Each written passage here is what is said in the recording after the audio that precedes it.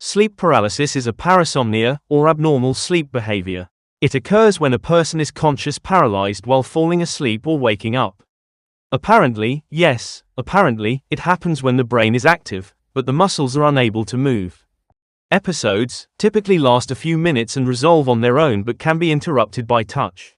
Now here is the kicker. The exact cause of sleep paralysis is unknown, but research suggests it's linked to parts of REM sleep occurring while you're awake. I've never called it sleep paralysis. In layman's terms, I've always called it getting attacked in my bed at night. I've suffered with this for over 40 years, so I want to take you on a journey of what I see and feel.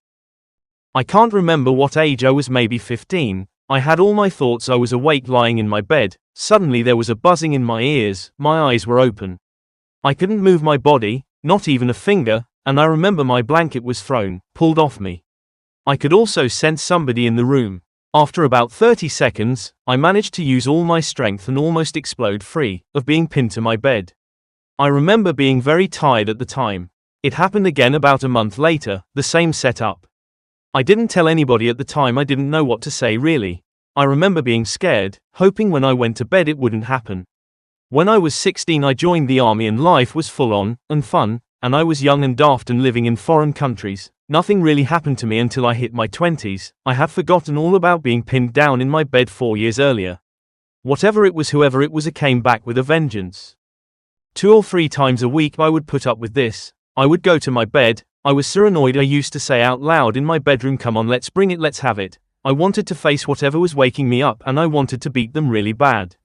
I tried my hardest to break free when I was pinned to my bed, and when I did break free, there was nobody there. I had my pillow pulled from underneath me once, and I could see a shadow by the side of me, but I couldn't move. I wanted to get at it, whatever it was. I went on leave. I spoke to my mother about what was going on and she said, "You wanna pop to the GP, chat with him."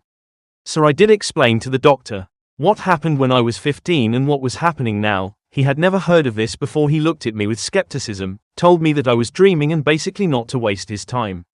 I will move forward now to the year 2000 and I met somebody where I was working. We was talking one day and he admitted that they too got attacked in their bed. I thought so relieved, but also my heart went out to him because he was experiencing what I was experiencing. As time has gone on in my life these past 15 years up to present day, apparently I have a condition called sleep paralysis and a lot more people get it than I realized. Apparently so-called professionals have all the answers of why and how, what is it connected to, and maybe some of the conditions and symptoms. Let's get something straight. I can fall asleep in a chair, I can fall asleep on a journey in the back of a car, I've even fell asleep in someone's house in the front room, and no time have I ever experienced getting attacked. It's only ever happened in my bed. Very strange. The experts tell me you can be awake, but you are paralyzed. If I can't move and I can't, that is the truth. Who takes my blanket off me, or takes my pillow from underneath me? As I've researched this, I've come to realize that many cultures in history have experienced being attacked in their beds. There's many drawings and pictures of demons, banshees, witches, and goblins in people's rooms, lying on their chest, etc., etc. I believe that what happens to me comes from the dark side. There is too much that has happened to me in the last 40 years. What I've seen, what I felt, what I feel. In the future I will do another video on this, explaining how one time I left my body and found myself standing over my bed, looking at myself in the presence of a demon. I appreciate you taking the time to watch. Thank you very much.